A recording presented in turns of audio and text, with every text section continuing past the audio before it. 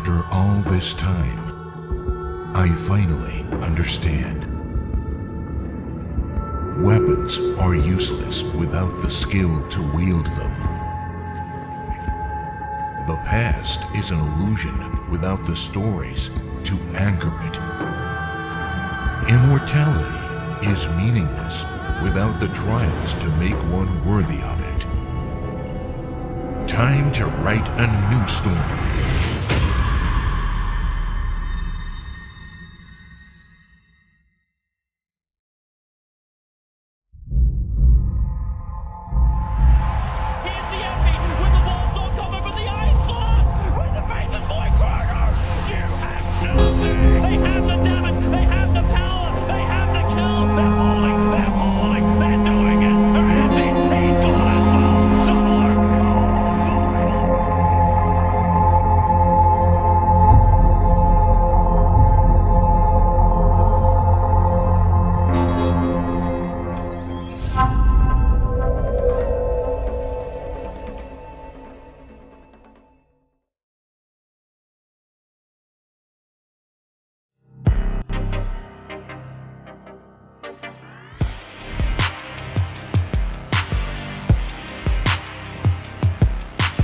This unusual team is a blend of Europe, Asia, and North America, whose third-place finish in the NA Regionals for the Major turned heads. Originally called March Out of the Army as a tribute to their new captain, they built on their early success to place second in WSOE in Las Vegas last month.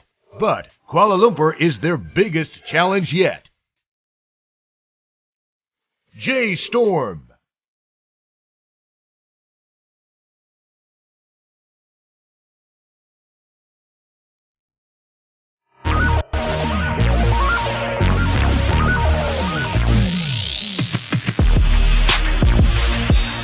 They showed promise at the TI-8 qualifiers, but after a summer to reflect on missed opportunities, they're finally showing why this iconic org has placed all their faith in them. Coached by TI-3 winner Loda, this new generation finished third in the EU Regionals and are desperate to leave their mark on the Major. Out of the shadows and into the light, and making their debut on the DPC. Give it up for Alliance!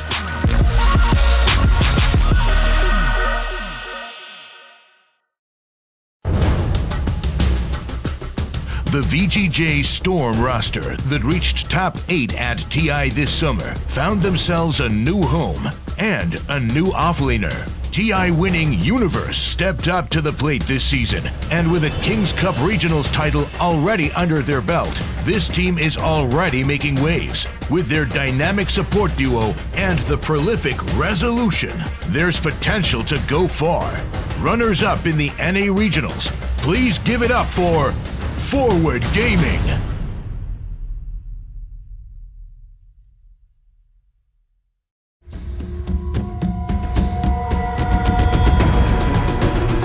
Runners-up in the EU Regionals, PPD's newest creation have been busy this season, but face the challenge of performing at the Major without offlaner 33. However, with TI winner Mind Control as a replacement and the lethal reliability of Vata and Ace, it would be foolish to count them out just yet. Giving their org their DPC debut, please welcome Ninjas in Pajamas.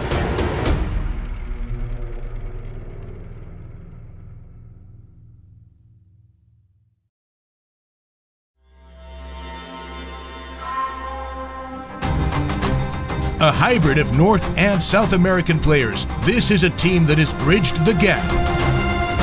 Housing Brazilian veterans Lilas and Forder, along with the bad boys of NA, their high-risk, high-reward playstyle got them this far. But can they continue to go unpunished? Runners-up in the South American Regionals, give a big hand for Pain X.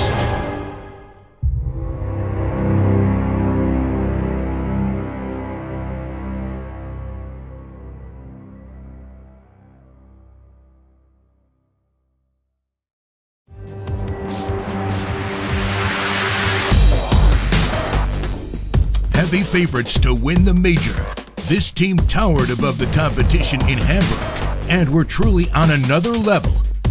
Nisha and Zai joined their ranks this season, and Captain Puppy seems to have once again masterminded a world-class roster. Meta trendsetters with unpredictable drafts and winners of the EU Regionals. Team Secret.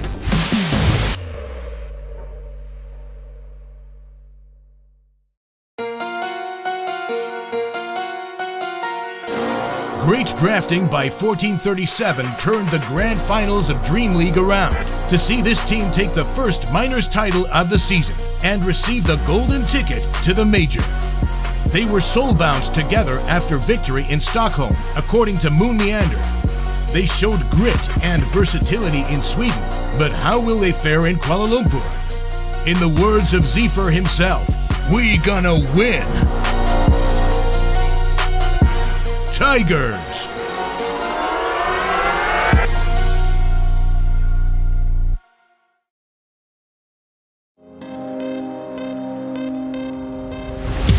Frontrunners for the entire DPC last season, they've kept their double major winning roster, but have yet to fully assert their dominance. Humbled in Hamburg, they arrive in Kuala Lumpur with a point to prove and scores to settle.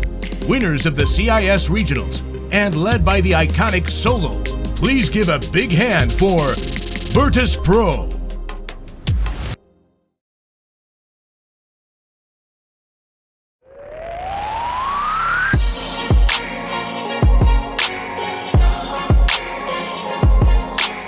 After an impressive showing at the end of the last season for this team, Misery moved from coach to captain, and the impact is undeniable. Winners of the South American Regionals, they're not here to make up the numbers. They're here to go the distance. Introducing Pain Gaming.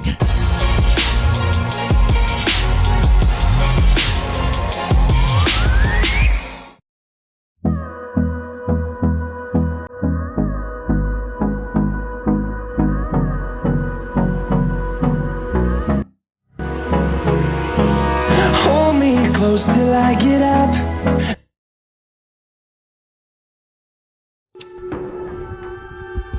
After all this time, I finally understand.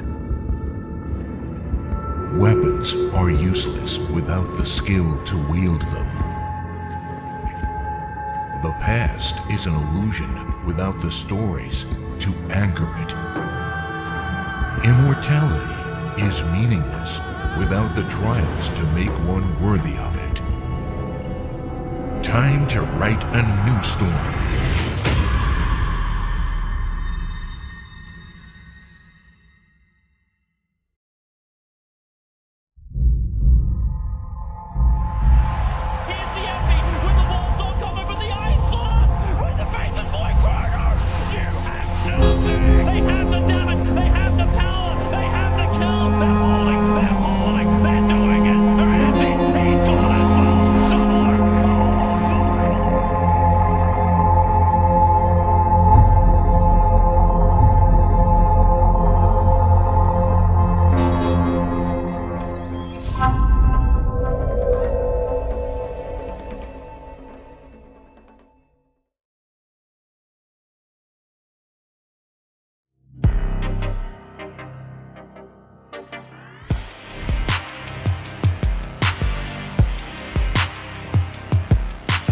This unusual team is a blend of Europe, Asia, and North America, whose third place finish in the NA Regionals for the Major turned heads. Originally called March Out of the Army as a tribute to their new captain, they built on their early success to place second in WSOE in Las Vegas last month.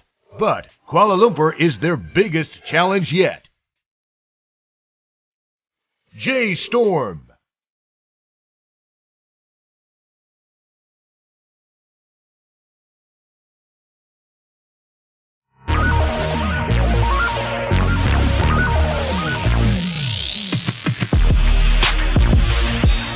They showed promise at the TI-8 qualifiers, but after a summer to reflect on missed opportunities, they're finally showing why this iconic org has placed all their faith in them.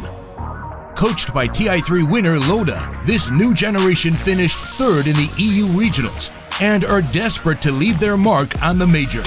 Out of the shadows and into the light, and making their debut on the DPC. Give it up for Alliance!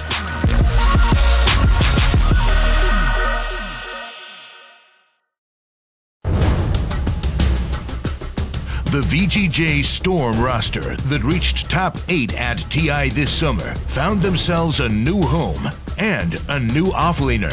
TI winning Universe stepped up to the plate this season, and with a Kings Cup Regionals title already under their belt, this team is already making waves. With their dynamic support duo and the prolific Resolution, there's potential to go far.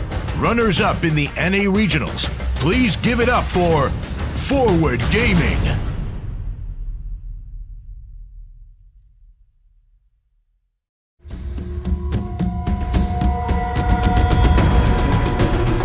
Runners-up in the EU Regionals, PPD's newest creation have been busy this season, but face the challenge of performing at the major without offlaner 33.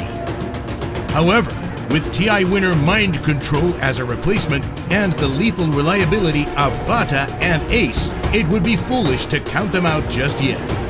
Giving their org their DPC debut, please welcome Ninjas in Pajamas.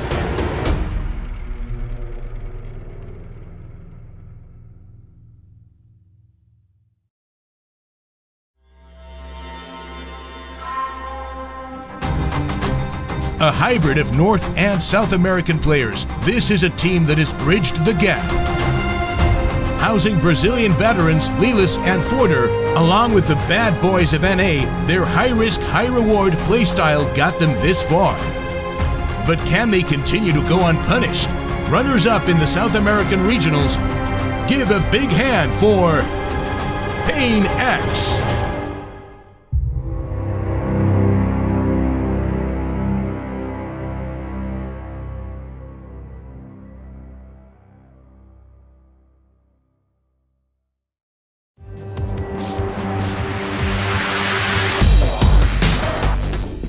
Heavy favorites to win the major, this team towered above the competition in Hamburg and were truly on another level. Nisha and Zai joined their ranks this season, and Captain Puppy seems to have once again masterminded a world-class roster. Meta trendsetters with unpredictable drafts and winners of the EU Regionals.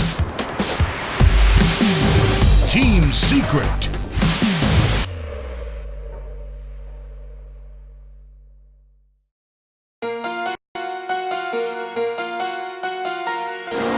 Great drafting by 1437 turned the grand finals of Dream League around to see this team take the first minors title of the season and receive the golden ticket to the major.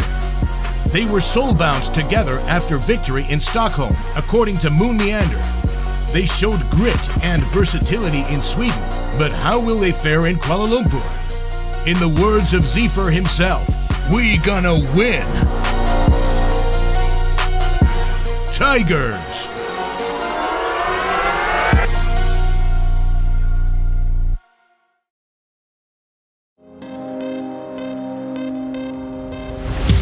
Frontrunners for the entire DPC last season, they've kept their double major winning roster, but have yet to fully assert their dominance. Humbled in Hamburg, they arrive in Kuala Lumpur with a point to prove and scores to settle. Winners of the CIS Regionals, and led by the iconic Solo. Please give a big hand for Virtus Pro.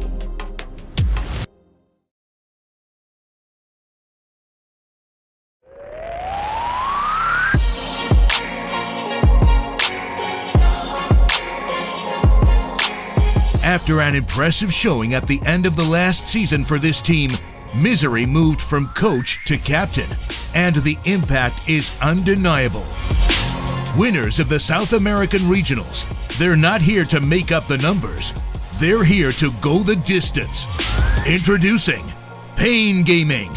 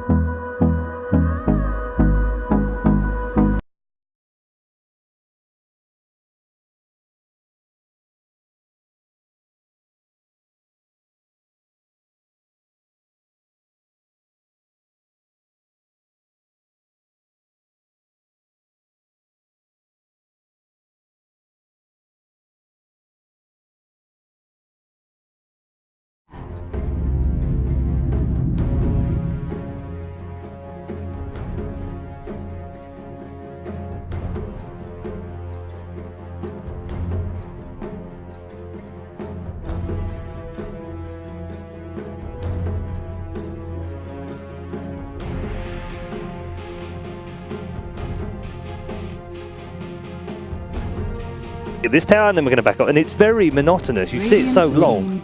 It's going to get phased out though. Like we saw in the EG NIP series and in the way Secret plays as well. Yep. VP. Dota's a lot more now about aggression all over the map. It reminds it's almost like guerrilla warfare now. And I think Dota's kind of progressed to the point where people are playing the game I don't want to say like as it's intended, but if you were to I think there's room for plenty of styles, aren't there? Yeah, well, if you let a machine learn how to play this game for 10, 15 years, I think this is pretty similar to what you would see. It's like abusing creep waves, eating the map, and being able to play fast all around. Lots of global mechanics. I mean, how they used to play, right? It's like they would just keep taking these game-losing or game-winning fights, kind of like commit heavily to 5-on-5, like push a tower, and then like either you fight them, and if you fight them, you lose, or if you beat them, like they'll do it again, like and their chance decreases by like 20% that they'll succeed, and then maybe they lost games, right? So eventually they lose, I was going to bring that up. I mean, when you've got a team like that where they've finished second so often, even their own social media teams start memeing them by changing the color of the logo to gold because it was silver. Then you start to go, hang on a minute, maybe this is a mental thing rather than actually anything to do with the game. Yeah, I mean, I think what I want to go off of what you guys, I feel like Dota Dire team pick. players are good enough nowadays that for the most part they don't mess like that off guard. I feel like a lot of the game that's strategy, like Team Secrets, I feel like nobody's like they're pressuring you at a multiple points map, they're throwing balls at you. Like the reason why people look so stupid, never seen it, like, that's what defines your best players in the world. Yeah, and because the skill gap is closed, so that if you're going to win, you need to abuse different methods of achieving victory conditions, like item decisions.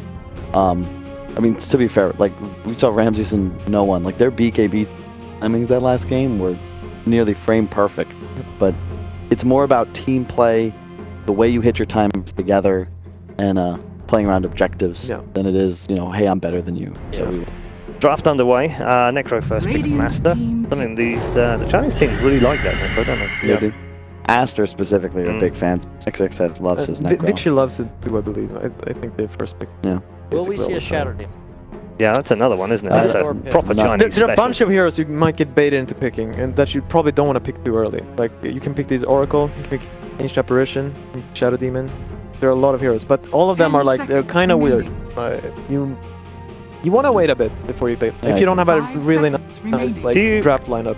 Do you guys think that Chinese teams in particular, do you think that they get stuck with stuff sometimes and they don't react the same way? Because I see Vetus Pro and Secret are probably the two biggest examples, and Liquid are before them. They react to whoever they're playing regionally. They get it. They understand that they prioritize different heroes. The Chinese teams don't always seem to do that. Probably Vici are one of those that do, but the rest don't. They kind of, no, we know what we're playing, we like what we're playing, it works. That's how I think the Chinese region's kind of always been, though. They're slower to adapt to shifts in the meta, but they also assimilate those new ideas better than the other regions. So once they know something works, you give it a week, and now it's theirs too. Yeah. Right. And honestly, a lot of the time, they have the best meta coming into a tournament. Yeah.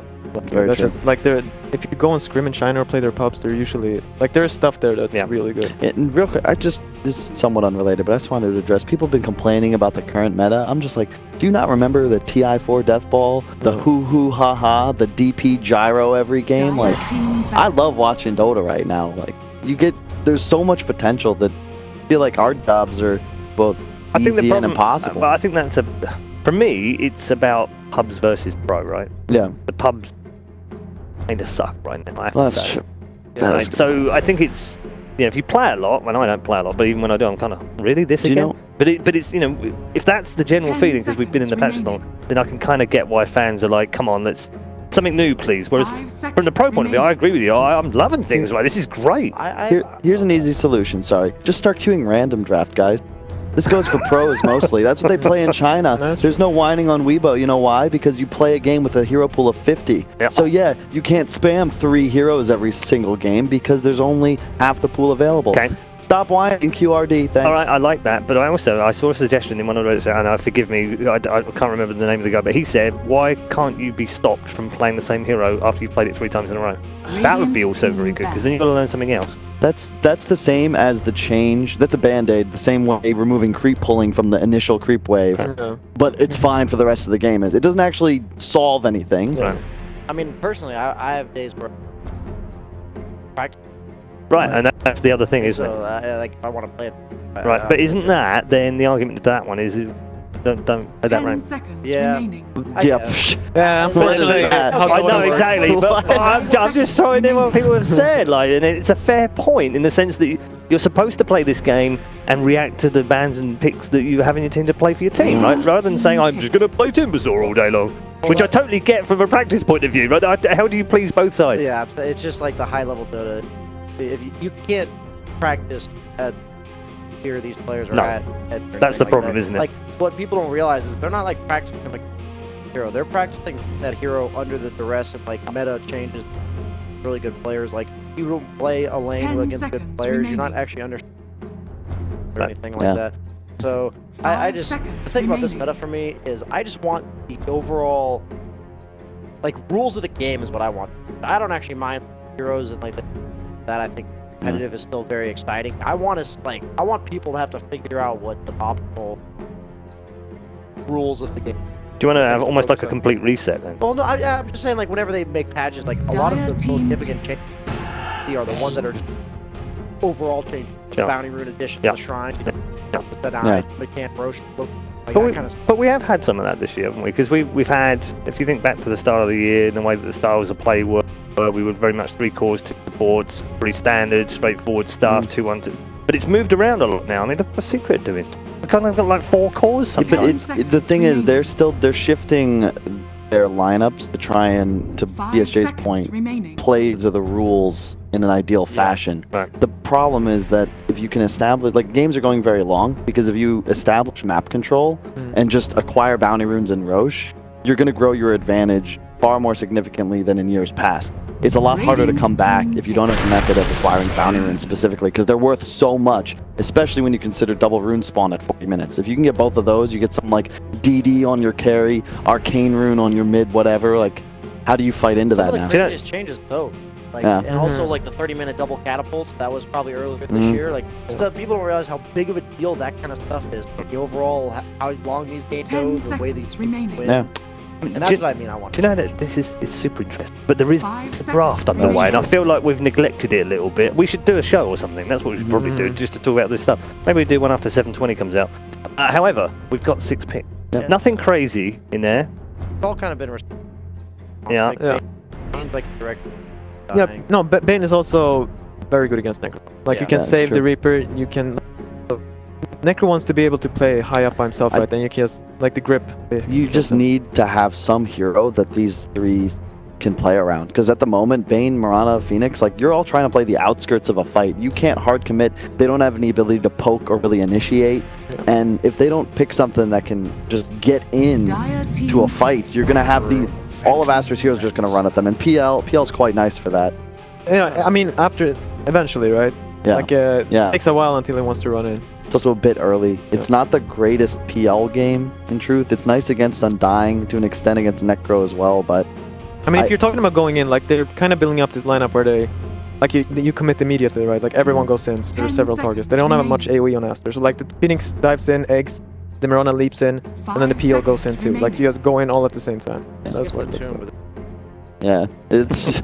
that's what I... No, I'm just worried about the, like, what they want to lane against this Necro right now. I'm not completely, like, I'm guessing the PL will just go against him. I just hate these 2 like weaker supports that need level 6.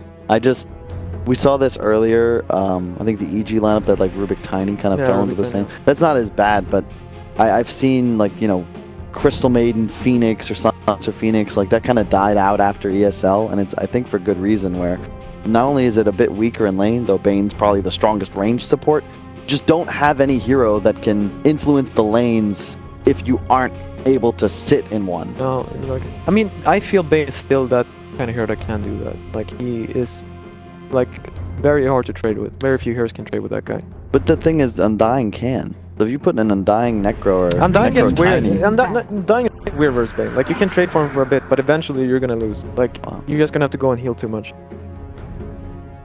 I like it. Yeah, just look at the sustain. tough. Generally, though, if they could make... Yeah, this Phoenix is going to be a 4. Like, playing Spectre into Phoenix is very bad. Yeah. Like, it's one of the worst matchups. That's true. Like, when he eggs... Like, when he haunts and he eggs, that's just... It makes it very hard to play with the Spectre. Yeah, it does feel like both teams really just sticking to the script. I'm surprised to see, like, an Undying was picked into a Mirana and a Phoenix. A Bane was picked into an Undying. Now Spectre into Phoenix. These better ones, though, they're a bit like that, aren't they? They're like opposite ends of the... You either get super cheesy or super standard. There's no kind of middle ground of, oh, actually, that would work, or we're good on this. Yeah. I actually like the Tombstone versus Egg, though. I think it's one of the few skills that actually beat that skill in how it... Because it just keeps building up. It goes both ways, though. You can make the argument... You mean you egg on the tomb and then you kill the tomb like that? Yeah. Well, it's more that they're both these, you know, monuments you throw down in the middle of a team fight that are hit-based and force enemies away. So I mean, the problem is, like, if the tomb dies, it dies. If the egg dies, the Phoenix dies. That's like the... You're just biased because you think Undying is OP. I think it's pretty good. It's pretty... Feels like by far the best. Yeah, I'm honestly, like, playing Undying as Field. Like, laning stage, you can get away with it for a bit, and then absolutely terrible. Yeah, I like that they... I believe saved last pick for Bryle. It could be his Mirana mid, but I think like all these NA mids, man. CCNC complains about it on Twitter. You know, that 10th pick is huge, and every NA mid player is very competent when it comes to choosing one of their 7 heroes. No, but I think you're right about Storm's lineup, though. I would like to have a hero that can go like mech pipe, like Crimson, like teamfight items. I think it's going to be very hard if they don't have that. I think that's a really good point, and something that's underrated at the moment in the meta. You'll never see Secret play a game without that hero that can purchase I've seen that items. in 2 games now where the Magnus has like been stubborn in going Blink instead of just manning up and going these. Why not a Mag?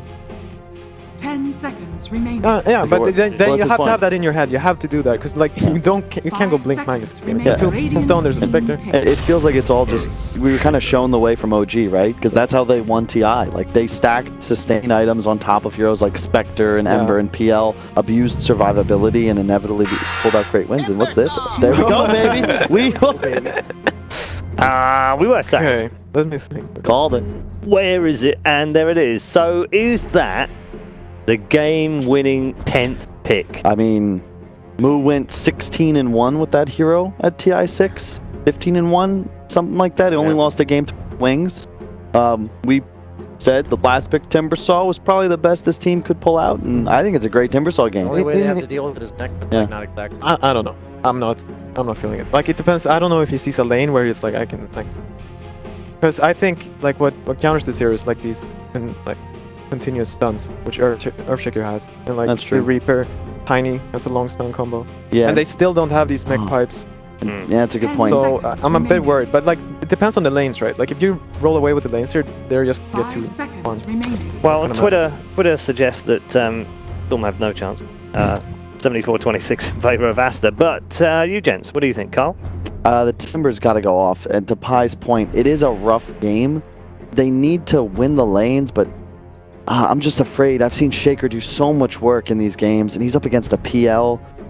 Aster's the better team. A Mirana mid. I got to favor it. Okay. Well, I die. Feel this. 1 second. Like the Timbers all goes to Spectre lane. There's dying there. Yeah.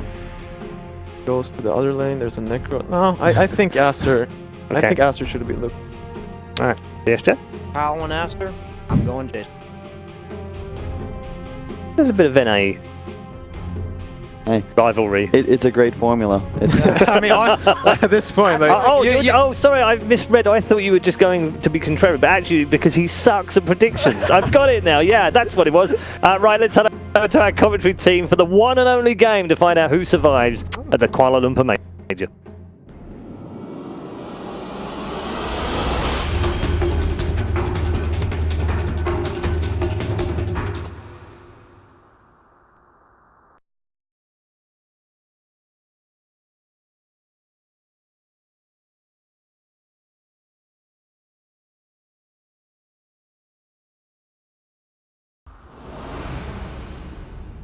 Prepare for battle.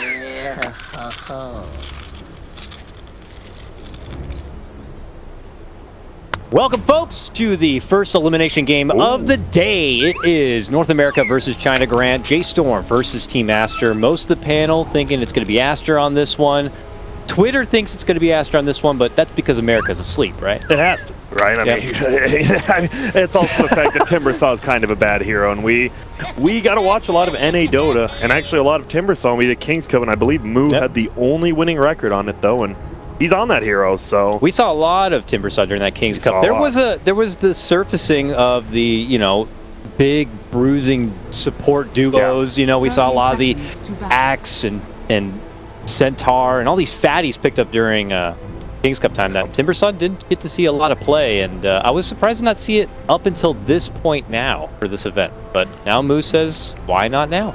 Yeah, and I think the panel kind of touched on it. It's a best of one. Just don't worry about, well, you kind of have to worry about the other team's draft, but just focus on yourself. You get Farev this Morana, who went just beyond godlike in almost every single game he played on Wind and Rain in those the EU TI qualifiers. Like, he's a monster, and then you get Moo on this, and you get Brawl on a hard carry, right? When he played that TB, they won the game. Like, just put Brawl on a hard carry from the middle lane. He seems to do good. It could do it, but then on their side, you got this middle Tiny, and middle Tiny doesn't really lose the lane, and we have just seen him straight up take over games. Aster have put together quite a strong draft here. Sylar and Spectre, I mean, that is a match made in heaven himself, a man with wealth of experience carrying out games. Probably feels better now, right? I know he's a little under the weather. Yeah, exactly. That's like you said, right? So, yeah, he's under the weather. He's like, you know, it's time to go. Even though it's raining outside, he's good, and that's what matters. But yeah, putting Sylar on a super hard carry in a best of one, I mean, I don't see a much better idea. That's a genius idea. Damn, he's getting work. Pretty frisky on Fenrir right here. They're trying to zone this Undying all the way back. They went full aggro with this setup. At least for now, it looks like March is going to go ahead and take his lead. Head right to that bottom lane, and we're back to a classic 2-1-2 here. Yep. And guess what's bottom? It's going to be, you talk about classic, it's going to be the Bane Mirana combo, which, I mean, that's been going around since about 2008 now. That is a Mirana mount and a half right there. It is. I see a different mount every game, and that's some sort of Galaxy Dragon. Not as good as the Bunny, but it's still a pretty cool mount. The thing is, the guy I'm looking out for, though, is Bo, because this guy, when they win games, he rotates, he does everything. He secures the first lane, goes, secures that lane. I mean, I kind of miss his 4 Monkey King, but his Earthshaker is a beast. I was going to say the same thing. This guy's a trendsetter in his own right, and one of the better 4 players in the game. Yep. Probably one of the best 4 players to come out of China, too. Yeah, I think so. I remember during that Monkey King era, it was literally him and IG Vitality dogfights. Like, those two guys were just like, what are these guys playing, and how are they winning with it? But it worked out for him. See how J.Storm are going to be able to manage to get that potential support rotation as we see fisticuffs here. Early swing in action. Moo taking it to him. 7-1 CS early on. No one really kind of escaping from the pack, but Aster are getting just the slightest CS advantage in each lane. Yep, the only real big one is middle right now. It is 9-7. 7 denies already. That means he's denied. He's only missed 3 denies. That is, I mean, that's tiny. That's why, like, I like him middle. He wins the first 4 waves, guaranteed. Look at those level differences already just based on those denies. You don't think they have a big impact? You don't think this is part of the reason why players are calling out that denies mean a little too much? Yep. 7.2? Just a full level above it 3 waves in. Yeah, not too bad. Their adjustments may have to be made. We'll have to see. But it just goes to show how frugal things could be just in that CS phase. Oh, and Milan bullies out Fenrir from the top lane on Undying. That's gonna be the foot. Wait, why does Undying have a Wraith band? Alright. Well, it's news to me, but it's whatever. You know, it got that Aquila coming, Grant. I guess Undying Aquila. Oh, it's Spectres, my bad. Yep, it is Spectres. Oh, just picking it up for him. It's so weird though. He has to run all the way back with his health potion. He's bringing all the regen and his Wraith band. That works out. I guess that's why it's okay to TP instead of just suicide. You know, you're helping your Spectre. Long walk back though, and Silo's just going to have to be a little cautious. Doesn't seem like Milan's really taking too much advantage early on at the time being here. And the pull from the bottom. Successful for March. Approach here from Baboka, blocks it out with the Fissure, and going to be happy to kind of try to pull the aggro his way, but no, good move from March there with the sleep into the arrow. Some heavy harassment here. I don't think they have enough firepower to go for any sort of finish, though. There's a finish, though. It is top lane, where we're going to be seeing Moo pick up that first blood. Milan is still in a bit of trouble here, and they get it done. It's Fenrir sapping it down with the decay. Yep, Sylar just waited like 3 more seconds. The Wraith Band was here, the healing cell was there, but he couldn't hand it off until right when he got here.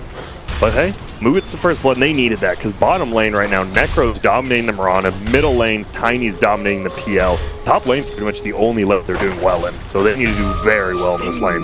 Yeah.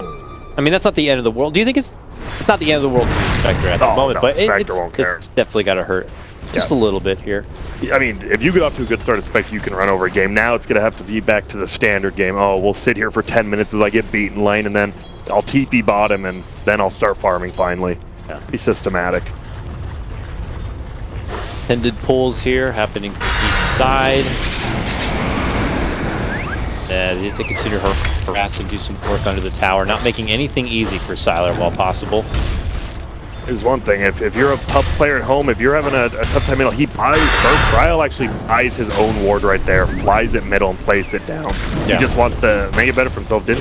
Sometimes you just got to do that, you know? Leave your support some gold. See Tiny tossing, creeps on forward, even gives him a nice little range creep for him to easily last hit down, but still 27 now, 27-16, 19-3. That is, you know, Dendy TA numbers of the past, I guess. He used to be just the deny monster. That's why it's weird. I know on earlier panels they're talking about how they didn't really want to see EG run that Tiny middle, but he just dominates pretty much every hero just because tree grab's so good. Every range creep deny, almost guaranteed. He'll get to go back to the shrine and heal on up. A little bit of breathing room for Bryle to kind of work in that mid lane for now. No heavy frisky movement for the time being here. No heavy rotations, just some casual trades back and forth between these laning supports. I think, honestly, J.Storm might be happy with that because they do have 2 supports. Like, Bane's okay in lane, but you want to get that 6, you actually have rotation. But getting a Phoenix early level 6 without having to move or be pressured is pretty damn good because Phoenix is not a good laner. No, not at all. He's getting some good levels early on. Got to be nice. And what do you think for Moo this game? Typically, you could be stuck in a situation where you have to go against a lot of silences and you have to favor utility, lotuses and Yules and such. Do you still consider that, you think, in this game on the Timber Saw, or can he go just... He's got queued up a Bloodstone, so is he going to go straight snowballing? You got to go for a hood, especially against the Tiny. Like, he has the Bloodstone queued up, but if he goes his item, I guarantee it's going to be rough. We saw this a lot too during King's Cup, where you get Bloodstone and then you die once, and all of a sudden you're like, wait, if I had a hood, I wouldn't have died. Now I have a 5-stone Bloodstone. It feels very, very greedy. Yeah. Necro bottom's gonna have spreads. Necro's getting a ton of fire. It's gonna be Necro and Tiny are just absolutely having a field day right now. 2 of those 3 lane advantages going the way of Aster right now, but I imagine J.Storm can't just let the game continue to unfold this way. What is their opportunity to kind of like make action happen, or is there an opportunity for someone to rotate, somebody able to make something happen? Is it Rev, for example, on the Mirana? I think they're just gonna be fine farming. Maybe they want... I think maybe they should rotate the Mirana top. They are gonna try to go on this Spectre, but we'll run away. Moo with that sad little timber chain. The shock from though. It's has managed to connect. It slows him down. He needs a little bit more. There's the timber chain. Not able to get close enough for a good whirling death though. Tiny's here. And big boy. BO1's done for sure. Tiny's coming for that chicken. He gets it. And that's a little bit of an overextension. Oh no, now Moo, please. This tombstone will get it. Oh, he got denied. So he doesn't even get the gold from it. Nice job by Fenrir. They're kind of walking him back a bit, but he's still pretty tanky. A little too hard to be able to take down. Moo may never die, but I'm not sure how much he's actually going to be able to do. Like, we just saw it there, right? The level 1 Timber Chain's like, I'm going to get you. Ugh. Well, he can't reach maybe him. Someday later. Yeah, maybe when I'm level 15 and have all my skills maxed out. If we haven't lost.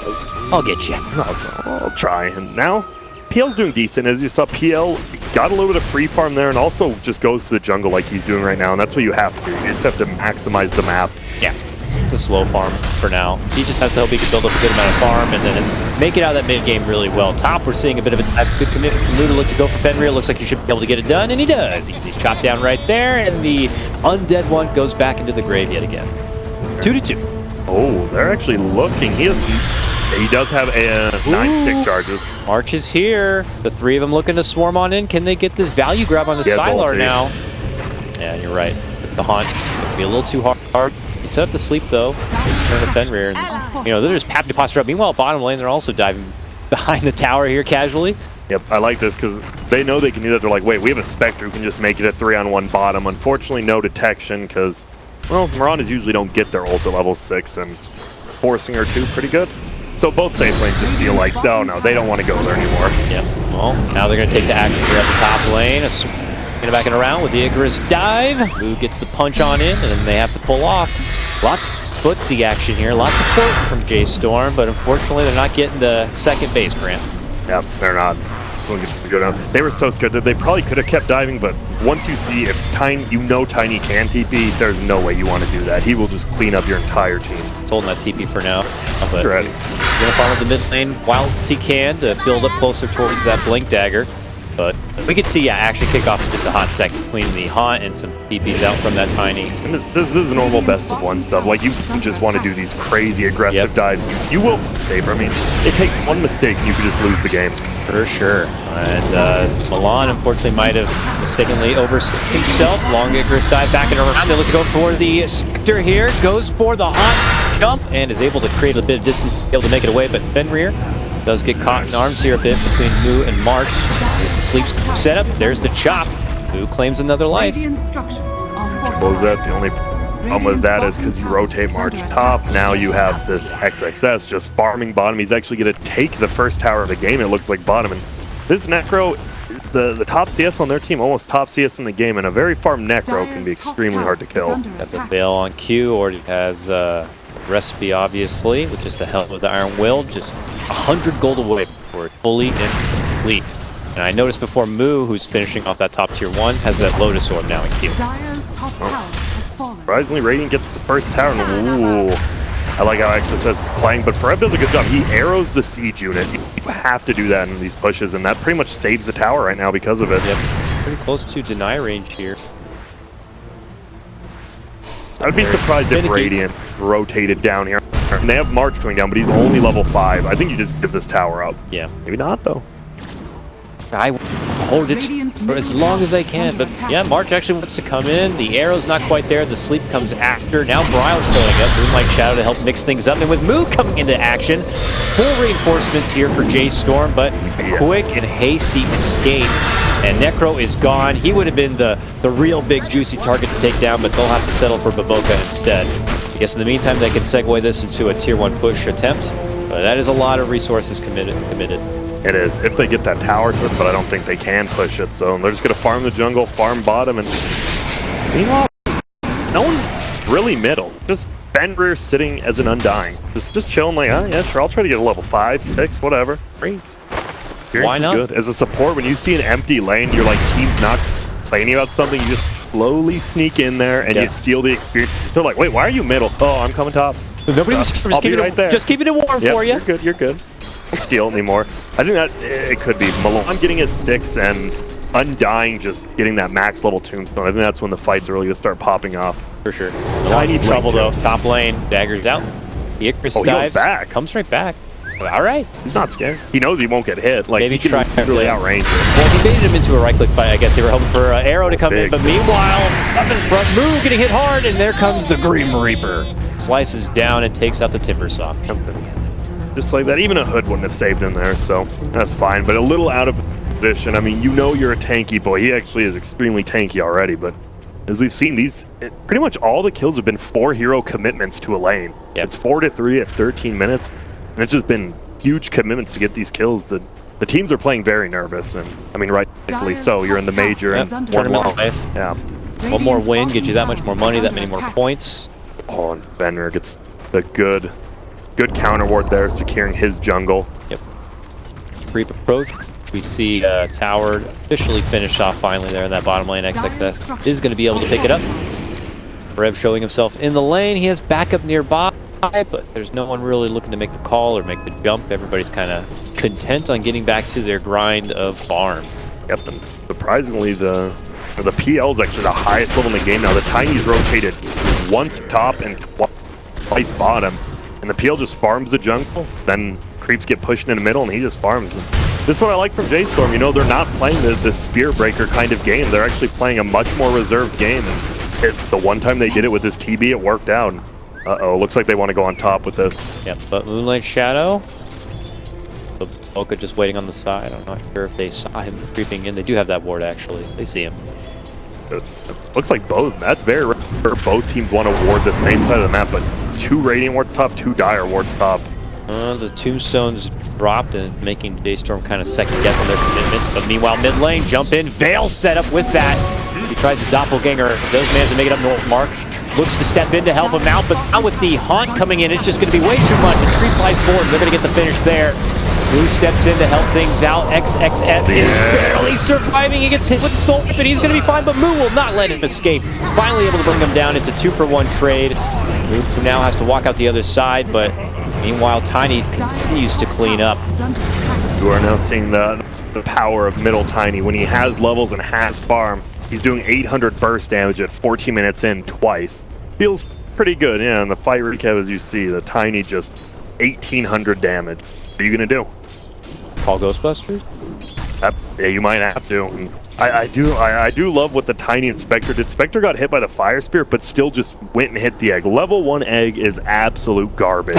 Like, as long as there's you could be 2 people both Fire Spirited and you will kill it. That is how bad level 1 egg is. It's one of those, like, Fabergé eggs or whatever that they fall off the table, they just obliterate.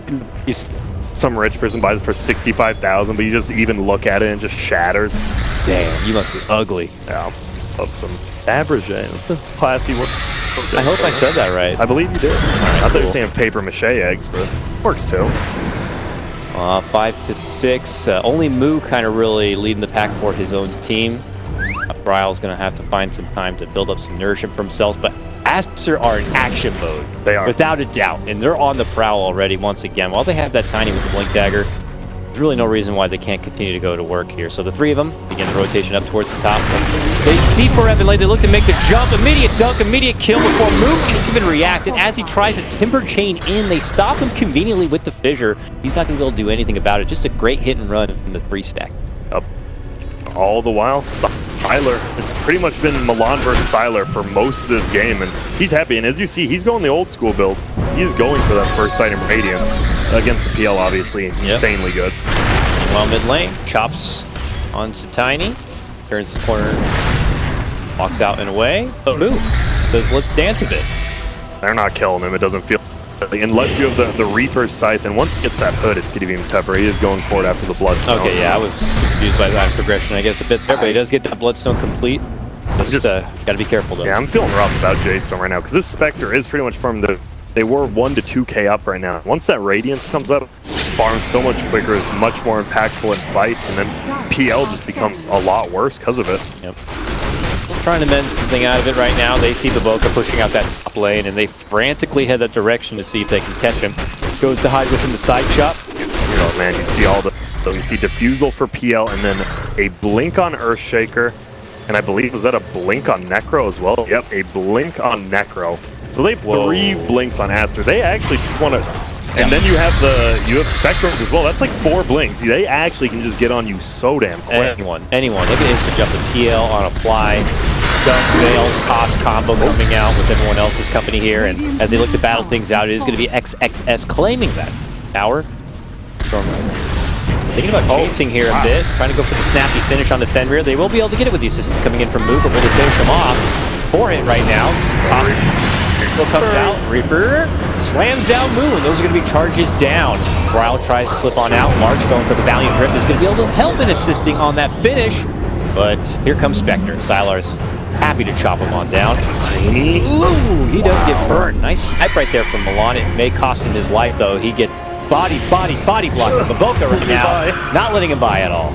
I think for Milan, it's kind of, you get well, it's splitsical, but you get that solo kill pretty much. Milan solo kills a Tiny and gets level 10 off of it, almost level 11, and goes as a spear vessel, so worth it. I mean, J.Storm, I would say, won that fight besides maybe the Timber losing a ton of that. Arrow. Little Robin Hood over here. But can't get him. Yeah, doesn't quite have the firepower yet. That's the thing, that's what... Uh-oh.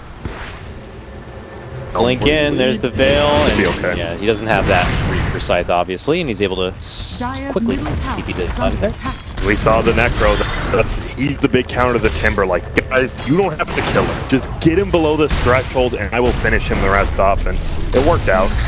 PL is sporting some farm suddenly. He just popped up on that net worth. He's got the diffuse on hand. This might be a good power peak, if you will, for J.Storm. Make something out of it. I think you do, because he has a full hood coming out. Moo has a hood as well. Maybe you just group up as 4 or 5 and just push some towers, which it looks like they're kind of doing. Try to go against the timing of the Spectre as much as possible here, or at least if you can get some of these very critical towers down, you can restrict a lot of the farm that's available to her. Yeah, because she has the relic now, at least, or the gold cord. And that means in about 1 or 2 more minutes, you are going to have a full Radiance on this Spectre at about 20 minutes, and that is damn scary with the 3 other blinks as well. Like, you have plenty of counter initiation, regular initiation, sustain with the Necro as well as the Undying. It's going to be so hard to kill him. March going to be wincing for sure once Bump comes out with that Radiance. Okay, jump committed to the bottom, immediate up and down, boom goes the birdie. Tiny picks that one up with ease. March looking to set up the sleep arrow, but it's not going to be there. Dunk between the two as Moo jumps into play. It's a 1-for-1 trade. Buyback comes up from Milan, says, I want to get my egg in this spot right now. Oh, Reaper Scythe comes out and is going to get the finish onto Forev. It's a 2-for-0 trade. Aster, but they're not done yet. Looking to dive in. Now with the egg, trying to finish him off. Moo looks to go for the finish of the Tombstone. And with the grip, they should be able to get the finish of the Necro. That's not too bad. I'll take that. Makes it a 2-for-2. Yep. Not only that, you also get the, I mean, it is a pretty big deal. You get the 200 gold from Tombstone. That's like getting a kill. I mean, well, the gold-wise, you don't make them lose gold, but you gain a big chunk. Yeah. Gold change, about 400, not too bad. And that was without the PL. You know, it was pretty much a 4-on-5. Bird buyback, too. So. Good thing about that is Phoenix still has Spear Vessel. Not too, whatever, I bought back. I'm just a support. Came in there, got another kill. And it looks like that they're doing what we thought. They're just grouping up before the Spectre has Radiance, and that's what you have to do. You've got to get these towers down, as you said, and make sure the jungle is actually invadable. Moo's got his pipe totally complete. Too bad. I'm really surprised J.Storm, they turned it around with this kind of run at you. They're still doing the kind of run at you attitude. It's just the Spectre's countering them a tad. Definitely mixing things up onto Aster a bit, or throwing them off their game. How almost reckless, but how just abrasive J.Storm are in these fights. Yeah, because this team is down. I mean, just like MVP, Phoenix back in the day, this team is one of a kind of play. And even if you think, I mean, they're the 3rd string NA team, right? I mean, they qualified 3rd in this, but they just play with such a different style than any other team in this tournament. If you don't scrim them, even if you don't think they're the best players, like they just play such a weird style. Scrappy. Real gym rats in there, you know. They really get in there 6 a.m. They're ready to practice. You know, you got your boxers, your Moo type fighters, and then you got your drunken brawlers that you just don't want to be swinging at the local bar, you know. When you see Moo at Timbersaw, you know he's just flying in. You're like, what the hell? Like 5-on-1, he's flying in at you. What the heck? Did he just rip off his shirt? I think he did. Get out of here. Hard commitment here from Aster, a 4-man smoke. Look at these gangbusters just running down the mid lane. They're looking for trouble. Look at that. All they just got 3. I still can't believe they have 3 blinks. Tiny, ES, and Necro. Like, if they see someone, they're just all trouble. Go on top Look at this. The courier just barely then gets up and over. Anyone comes across, they're just in trouble. Yeah, oh, I think they saw Brow, but do they have detection? Because it's like Shadow? They have 1 sentry down. Guess who's going to run? It might be Milan. You know what? If you lose Milan for this full 4-man heavy rotation only, I think it's okay. Meanwhile, behind the grip set up, and they might be able to snipe down the Necro. Good grab from behind comes out from J.Storm. But now with the Haunt coming out, things get a bit frantic here, and they are going to be able to take out March. Dunk's there, only onto 1. Bryle's going to be able to doppelganger back to the high ground to make it away. Continue their chase. Moose slipping across to the other side, looking to catch Baboka possibly from behind here, but Aster are out. Arrow's not going to find anyone. Baboka's going to be able to safely leave. And, you know, it's not as significant of a fight at the end of the day as you'd imagine for how hard of a commitment it was between both teams. Yeah, it is. And I'm looking at the net worth and I'm like, damn, Moo has so much farm, and so does PL. PL just bought a Reaver. PL just straight up bought a Reaver. Where's coming from? I think just all the movements from Aster are just soaking away from a lot of the farm time. Here we see a replay of the action nice here. Done by Baboka right there. Just making sure if Milan leaps away and gets the egg off, that fight goes god-awful for him. And then, but look at the PL illusions. They just kill the Tombstone. That's what the panel is talking about. Like, if PL's in the pool and you have an Undying, no throws were hitting it, just illusions. Yeah. It works out, and that grip, man. March is doing such a good job. Like, he's just in the river, too. Like, he's just straight up in that face gripping him, and he's doing a great job. And they're all Aster. I mean, great that they all have these blink daggers, and they all start jumping ahead, but if one of them's not able to make the jump in time, we saw there the Necro getting caught from behind. You know, too far from the rest of the team. But this is honestly a free roach. I am very surprised Aster's letting him do this. I guess they're nervous because they don't have Tombstone and Phoenix they know has egg. It definitely feels like Aster are more effective by the best of one situation at the moment than J.Storm are. It feels like J.Storm, even though they drafted a tad differently than before, they're still playing the same game. Yeah. And Aster, they seem to be just, they're playing on a timer. I don't think they really need to be. Pretty much since the laning phase. The laning phase, it was Berg for. But since then, it feels like things have been just kind of just a little awkward how they want to kind of achieve their goals. Haven't seen much from this Necron. It's like you said, the laning dude, and he's got picked off 3 times by Grip now, I believe. Like, March has done a good job in like, yo, Necro, we kill this guy? They don't really have the sustain anymore. Going for a Lotus next, I'm curious how many things that's actually going to be able to benefit from. I know it's going to benefit on purging off a couple of things that could be new. For example, Fire Spirits, and the Spear Vessel. Spear Vessel is always one of the biggest things, especially on a Necro, right? Because if you Ghost Shroud with that still on you, you don't heal that much, but take it off and you're good. But one of the things, the downsides to Lotus is it doesn't really add any stats. And, no, you know, Necro's going to be much thicker, much tankier. And, we could see him get chopped up even easier from Moo in the next swing. That's I think Lotus. Oh, it always sounds like it's going to be good. Then you're like, oh, cool, I get 10 armor, 2 mana regen for 4,000 gold. Like, it feels so awkward to build that item. Well, they finally have some damage on this Mirana flying out the Maelstrom. We saw the Radiant last fight has a Yasha. Both Spectre and Peel are farming decently, but this Peel heart and 200 gold, and that every time we click on him, he's got some new level up. He's Brile. I talked to him yesterday. I'm like, Brile. He's like, what should I pick? He's like, do you want to see my quad? I'm like, if you ever say that again, I'm not talking to you. I'm like, just play carry, play your TB. And Aster actually first at base Bandit, which was pretty surprising to me. It's one of the first phase TB bits. So I'm like alliterating, running over my own words here. There's gonna tier 2. Looks like both teams. Possibly, they're very scared to go on this tower bottom. And they're just gonna throw the tombstone like, nah, we're not letting you defend this tower. Yeah, they'll get it down. Both teams will get their trade. Are they gonna race for it here? Dude, there's an age. You do. Brile's cannot race this. Yeah, you cannot race this. You're Aster. You got your back. And before they can even get back as 5, they're thinking about making a mild move here, possibly for XXS. Good Fisher blocks him in, but Brile's not worried just yet, obviously. Still holds the Aegis, can doppelganger out of so there. Now looking for Moo, looking to take it right to the Necro here. Is going to be forced to dish out the Ghost Shard and is totally on defensive mode, jumping forward with the dunk, but it is just not good enough. And now it's going to be a grip on the Tiny, which does get obviously quickly canceled out. The Egg's going to be there to try to make it pass from it, but they can't stop it at all. And here comes Brile and company. J.Storm suddenly moving in and going for the base. Brile is playing out of his mind. Now they're going to kill Fenders. They might kill the Boca. Get on the back. They get the Reapers on prep. That was like almost the end. They get it. One man to work with though. Here comes XXS. He's looking to go for some revenge here. Real nice turnaround coming out from Aster, bullying back J.Storm and keeping him outside the base. And they will be able to clean house here. Full HP. This is going to be a tough kill. Do you even go for it? I don't think you do. I think you just let Brile leave. But we'll see. Does come to me. I'll put you down in his spot. Brile thinks about possibly considering a chase onto him. Hits him with the side diffusal, but he's got to worry about the Necro and the Spectre here. So no funny plays. Was not able to make it up with the Doppelganger. Unfortunately, that's technically a 6-man wipe. Yeah, it sure is. And wow, not only that, you lose the Bloodstone charges on Timber. So you do lose your tier 3. And was it just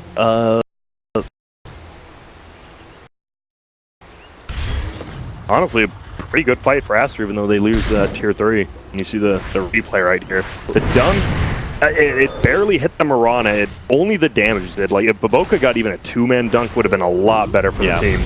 Fight got really split up. We saw a hard commitment from Moo here in just a second as he tried to dive in and go for the finish on XXS, which he was pretty close to. We saw the chakram totally off its mark there. Unfortunately, may have been a little bit of the difference. And at that moment is when we did see Aster make that jump for the back line. Wasn't the biggest connection with the dunk like you were talking about. Kind of even caught off his positioning a bit. But even with all that, Aster's still able to hold really nicely here. Even the Egg, able to get off. And that's why it actually, this Spirit Vessel is the only thing that's like get a destroy Necro, because we saw when he pops that Ghost Rip, he got soul ripped from 25% to 100% just the soul rip healing him. Jump in combo, easy pick for Rev here in the top lane. Now you kind of feel the scales here. They get a tier 3 and all of a sudden these pickoffs are coming. Yeah, this game's feeling close now, much closer. They're all rotating up top though on J.Storm. Will they find anyone? Doesn't look like it. Bryle's here in lane. Fenrir is watching from the outside. But we do have J.Storm here as well. They could think that they're good to make a jump on the Bryle and then quickly get caught out. But J.Storm do show themselves. He will from behind, looking to swoop in. It's the duck, it's the kill. Milan gone. Same goes for March. And Aster are back. And they're going to take Bryle too. All right, Aster are here and they're good. Okay. Yeah, well, scales have officially shifted. They might have overcommitted middle and it has hurt them bad. But Boca makes up for a little bit of a missed ulti there, and well, mid lane in that top lane, he hits the Phoenix. This Phoenix is like really all the team fight J.Storm has, and if you pick him off before he gets Fire Spirits in his ulti, you're in a good spot. And they've done it multiple times now. Aster just went from taking 2 straight team fights, now they're going to take 2 straight towers. Net worth just totally transcended over to their side. 4K and rising fast. Man, what a crazy game. That's the problem with J.Storm. I mean, their foot's always on the gas, and maybe that fight wasn't the best to take after you lose Forev. Like, they took that fight with the Mirana just dead. We'll have to see if J.Storm can kind of shake that one off a bit. It's tough, especially when you know you just lost 4 bounty. It's like, it just doesn't feel good when you're like, well, we're not getting any of these. Dagon buildup coming the way of the Necro, I see. He's looking to go for the quick insta burst into the finish. And already he has it in stash, all right. And has another 1.2. They just got so much team gold from that fight, like everyone on the team. Yeah, the supports as well are getting pretty huge. Crystallis now, oh my goodness. The Tiny is dead. They're already completing that Shadow Blade too, so he's got huge bursting potential right now. And well, I was curious, do you think a Silver Edge even necessary to be able to do this game at some point? I think you Tiny? For the Tiny, maybe against the Timbersaw might just be like a 5th or 6th item where it could work out. For the PL, definitely. The PL can actually beat Spectre pretty decently late game with like a Nullifier as well as a Silver Edge, and see if that. Basically for me is so far this tournament, Miranas just feel underwhelming, except for like Ramses. Ramses was the only, and that one Yawar game, a really good one, but like Forev, he was kind of their one position this game, and he's level 15 with really no items at all. Like, he does nothing in fights, and that's a big difference from his Mirana in the TI Open qualifiers. Comes J.Storm, looking to possibly reclaim their turf. Oh, they're positioning of Aster, though. They might manage to swing from behind onto Aster. Can they get the jump? This is their best chance to try to pull this game back if possible. The egg is there, but they're just going to run right out from it. Here comes the Hunt. Like a defensive dunk, but boom! Instant burst, though, comes out from Moo. This might be it for J.Storm now. Heavy Sunray burst, but Sylar is able to turn it to go for the fish. Mark XX Swift many kill as he gets that takedown for Rev. Moo, though, looking to sweep in and try to tilt the favor back their way in this fight. He's got to get the finish on the XXX. Can he get it done? Yes, he can. All right, something favorable. Beginning to go back the way of J.Storm here. This is just a different game than we've been watching, right? We've been seeing like kind of these one-sided games and weird ones. This game is just fight after fight, like actual 5-on-5 fighting almost every other minute. I think going in favor of different teams, right? We just saw Aster take 2, and then all of a sudden, hey, Milan gets a good egg off, and they just win. That was a nice convenience of timing as we see Moo get a swift snipe on the Tiny right there. Just, all right, I'll take that freebie. But timing on that one, the way they were in multi here, they managed to go up that hill and all the way around before Aster went positioned to see from the high ground. So just all too convenient for Storm to be able to find a great approach into this fight. Looking at a tombstone, is it really even doing anything? It's sitting up on the hill, no one's hitting it, but it doesn't seem like Radiant really cared about it that whole time. And was another man. Forev's just not have a game, I don't think. I think Forev's already get a BKB, and that's about the best you're going to do, because he just got chased down by the Necro, and he's been Necrolled twice in a row now. He's still dead for 15 seconds, by the way. And it's not a fun game for him. Go to the bathroom, I guess, if he needed to, but we have both PL and move to kind of pick up peeps. Are you in the meantime? Are you a guy in pubs who pauses the game to go to the bathroom, or No. you just go? You just go? I don't know. I'm responsible. Oh, you hold the it? game. Okay, not a, hold it. What about a bottle? No, Never. Okay, no. Me, What about I you? just don't. I just click a lane and then go to the bathroom and hope it's a quick one. It could work if you're an ogre or spirit breaker, like I guess. So fair enough. And I'm looking. Sylar actually has a butterfly and pretty much one more Nutricram. Radiant Manta Butterfly. Not the most survivability here, but I guess you have the Necro as well as the Undying, and they haven't really been aiming right. Spectre always goes in last. Like, hey, you guys start the fight, wait 5 seconds, and I promise I'll be there. Like, he never wants the attention to be on him. Oh, this is gonna be a big fight. There's no way. They tried to scan, but they were not approaching from that side. They're coming down and through the river. I don't know if J.Storm are going to see it there. The Moonlight Shadow comes out. They try to pop the dust from out there, but it's not quite close enough. Moose sees it coming. They're running to stalk and move. Bryle wants to move in, and that's where we see Aster pull back. Aster do not want to get caught outside of each other, and they're already going to be losing Fenrir. And now they go back to the Roche. Yep, they're super scared because they popped the Spirit Vessel on Tiny, which means the Necro had to use Lotus Orb on him, and this Necro doesn't want to fight if he can't use Lotus Orb on himself, because he will actually be useless. So they have to be careful with these cooldowns. And look at this, what a... Aster trying to timber chain. Nice toss combo. Reaper Sight comes out, but it's not going to be nearly good enough. The follow-up dunk will be good enough, and Moo's going to be going down. Bryle very low. Barely able to make it back and away with the egg there to help out. He's going to make a safe escape. They try to chase him, but he's out the other side. Meanwhile, March, nice grip from the high ground, locking the Earthshaker in his place. Milan trying to make it back and away, but can't. Meanwhile, inside the pit is Forever being taken down as Aster take control back. The buybacks are going to be coming out from J.Storm. They cannot let this one slip away. Now a buyback from the other side. Very valuable moment for both teams here as they just dump the money. This is just, I mean, it's only 21 to 28, but these fights are just, they're intense. It's just straight up 5-on-5. No one's farming, no one's split pushing. They all want to be there every time. Tournament life on this right now. Is he crazy? They're real frisky with this one. Out of position, XXS tries to hit up north to be able to make it away. The chase is there for Moo. Meanwhile, Bryle says, I'll just take the Roche. Gladly picks up the Aegis. The cheese is still there. They managed to frantically be able to pick it up, but they lost Moo. And like you said, he has no buyback if they wanted to get back into the swing of action here. Meanwhile, though, Bryle does manage to clean up little Fenrir on the way out, and he'll even grab the tombstone too. What an odd fight. It looks like J.Storm actually lost 2,000 gold and all that. I mean, the buyback, but they get the Roche on Bryle, or the Aegis on Burn. Like, I think they're okay with that. They lost the buyback, but at least you get PL, the Aegis, and you steal it from Spectre or Necro. Pause. Everyone just take a moment to breathe here. It's a hell of an intense game right here. We'll get a replay on that. I'm curious about that. Another great egg. Like, Milan, he is their team fight, and he is making sure his egg doesn't die now. They made the jump for Moo right here. Ulti didn't kill him, which was big. Yep. He did end up dying to this dunk. Like, Baboka and Milan are both playing very well for the 4 position. They're doing exactly what they have to now.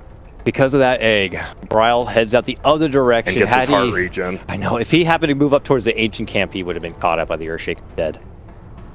Good positioning by them. Step out to the other side. Forever, unfortunately, he still feels like he's not able to contribute a whole lot in these fights. But he tries. Like, look at his item. Isn't this where I'm looking in this Forever? He has the exact same items and the exact same gold as last time we saw him. He did have to buy back it, which is one of the big reasons, but man, it is not feeling very good. Otherwise, you're a Moonlight Shadow and maybe an arrow if you can catch it, you know? Yep. But you do see at the end of that, they get the Roche, and with Moo coming back, he tanks for him, I guess. He's like, yo, I'm going to die again. I die back to Bryle. Please get the Roche. And he does. And Sylar doing a lot of damage because he's with that butterfly build. Like, if they don't aim him as they haven't been, he's to run roughshot on you. Still got, feels like almost a minute before Moo's going to be back up and into action right here. This is an opportunity for both teams to spread. Vision down. Certainly Aster are doing so. Okay. Silver Edge is complete on PL.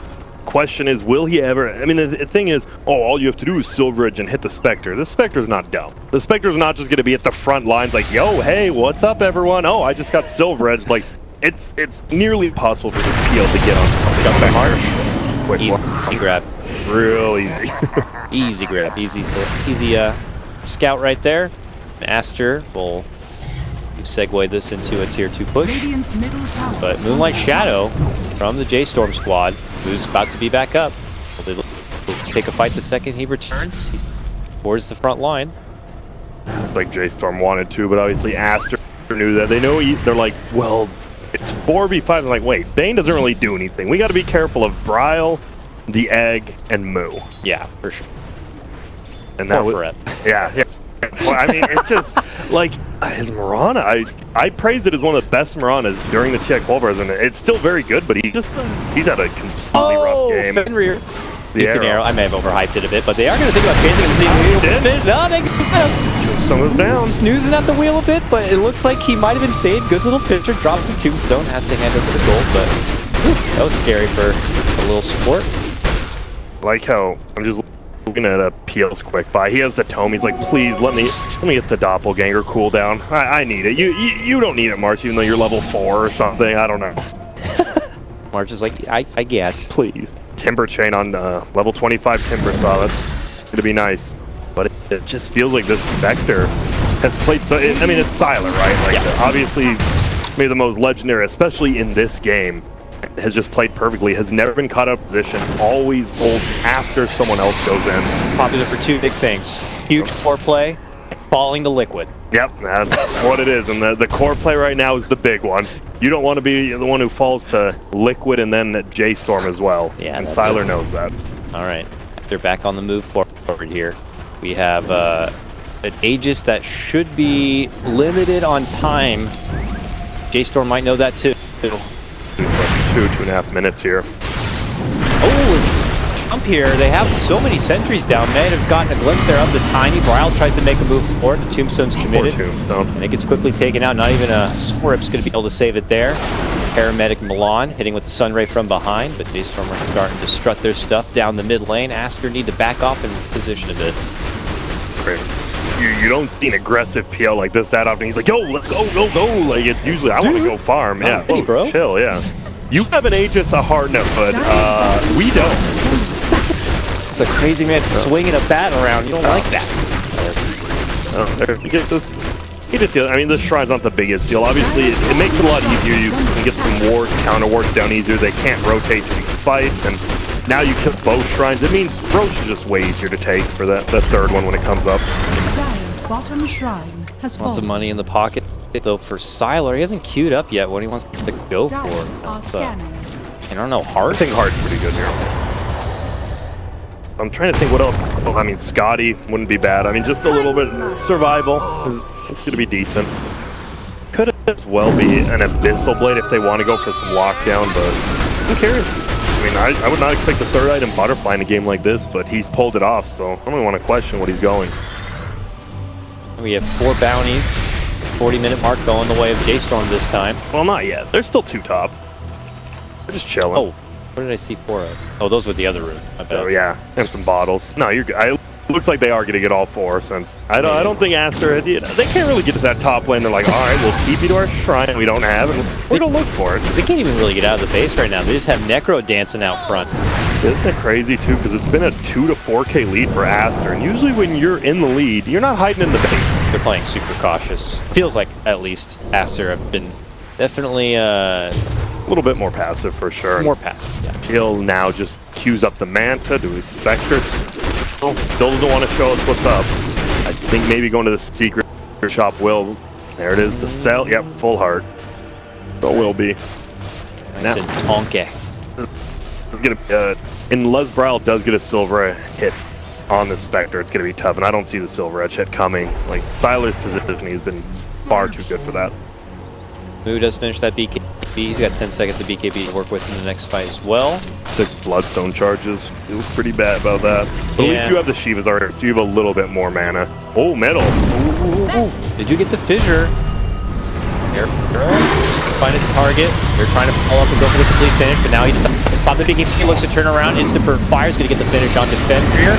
Drop the tomb, they clean it up. Double. And going to be committed. Dunk catch there from the side. Fun for Rev. Rev is going to be able to Moonlight Shadow and walk out the other direction. Aster fire off a couple of cylinders and don't get any kills and kind of question what their commitments are going to be and they gotta get out. Frantically make their escape. That's confidence now for J.Storm. They just weathered that storm, and now they're going to take the fight on forward. Hard dive from Moo. They're looking to punish Necro, not going to look to make him back. Nice force save from BO1, but is it going to be good enough? They're not going to let him get back. They're going to chase them both down and try to finish him off. Necro desperate to make it inside, but can't. 90 seconds, no buyback. Oh my, I prayed about get another in BO1. No buyback on Tiny either. This could very well be this could be game. This could be game.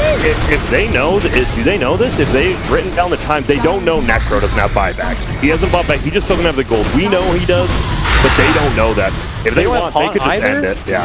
I think they got this racks for sure. Yeah. I think they've got 1 or 2 racks, if not the game. They could definitely pressure the... I don't think they want to because they don't know Necro doesn't have buyback. So. No dunk either. Okay, he got the money for the buyback. Tiny's back in. Thank goodness for them. That might be enough for J.Storm to back off. Yeah. Okay. A little surprised they go all the way back, but they know. They just won that fight. They know there's no haunt up. They can go get all the runes again at the 45-minute mark, push all the lanes, and that's the biggest thing. Keep the lanes pushed in, keep them in their base. And Roche may respawn 15. That's going to be the big one. If it's a quick one, J.Storm might end this game just right after Roche. I was incorrect on that. It wasn't the money, it was the timing, it looks like. For that one. Yeah, the money is an echo. Yeah. He's got plenty of money in hand. There we go. Marana got the BKB, and I know we're kind of insulting a little. I mean, it is slow, but now that you have the BKB, you just leap in, you just go kill one of the supports. Like, you're on killing Shaker duty or something, and you can because you have a 10-second BKB. All right, here we go. Moonlight Shadow. No March there. They're going to see the crossing of Sylar, but they don't want to go. Too high a risk. Could have been a high reward, but I think goes sour, then Aster pretty much are just right back square even in this game. Once again, it feels like Bryle as well as Sylar are both playing so well. They're both positioning well. They're both going on the right targets. And Bryle's probably so happy this game because he gets 400 gold every fight just from the tombstones because of the talent now, and he doesn't have to do anything. He just kills it with illusions and then chases on. He's gonna have a full Abyssal Blade. He didn't go for the Manta. PL is gonna be pretty jacked and has the Doppelganger cooldown. You can almost never catch this hero now. Meanwhile, Sylar has the dispersion talent, so it's a tough kill for sure. Yeah. But they're still tanked up. They're kind of baiting forward Sylar a bit. The rest of the team just totally congregated together here. The full buddy system, if you will. Yeah, but look, you see this gold on the screen. It's crazy. Gold from kills are actually way in favor of Aster, but gold from creep kills way in favor of J.Storm. Hey, sometimes killing creep is better. That was an arrow hit. He tried to Manta out, but they actually got the right one. Obviously, too close to the team. Yep. And this is best of one positioning right here. You're like, yeah, all 5 are right behind each other. Like, do we go on this guy? We got the arrow. No. Chill out. They have a Necro and a Tiny. This is like even more tense than any other moment in the game. They're like one team fight. It's clearly base and Roche objective time. Yep. And okay, I am nerd. The Aghanim's is on Milan.